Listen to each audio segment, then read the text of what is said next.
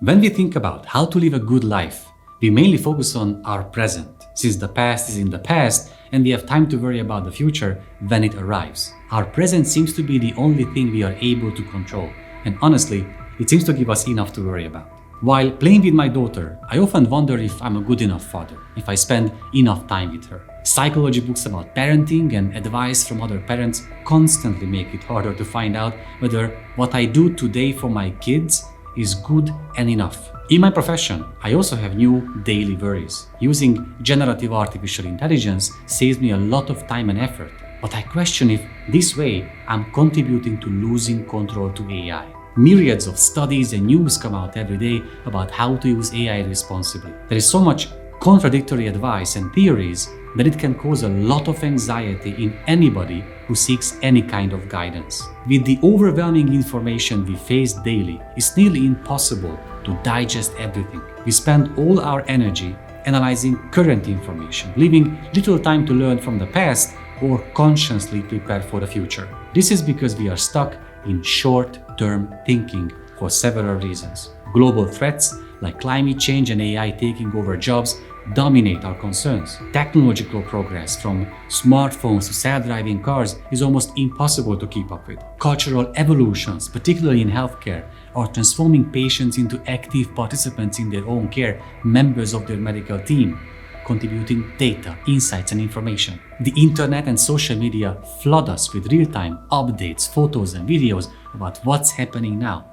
Even politicians often focus on messages that cover near-term issues. It is an unprecedented amount of information and a source of anxiety that we have to deal with daily. All these have led to shortened attention spans. To avoid being stuck in the present, we need to expand our perspective of time, to get out of short-term thinking and get closer to long-termism.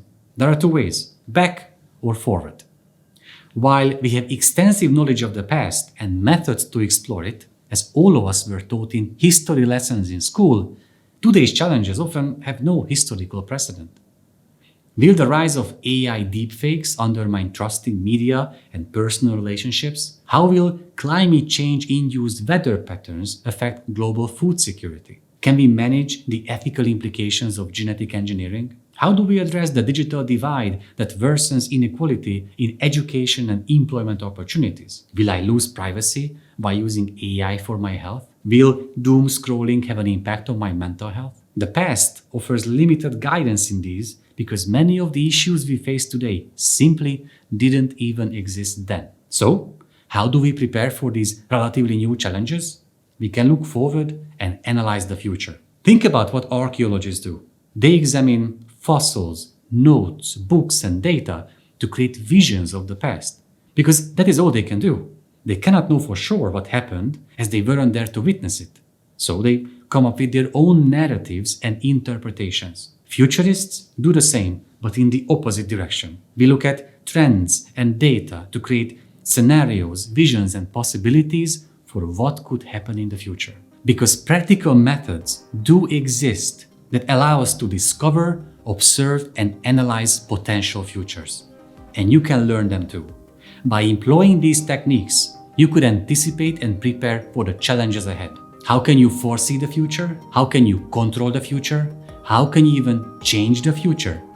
This is what this course is about. We will explore the tools and techniques of future studies as practically as possible. With these methods, you will be able to better navigate the complexities of the future and build a more resilient present. Join us in this journey and let's start expanding our perspective together. I'm Dr. Bertalan Meskó, the medical futurist, and I cannot wait to start this course with you.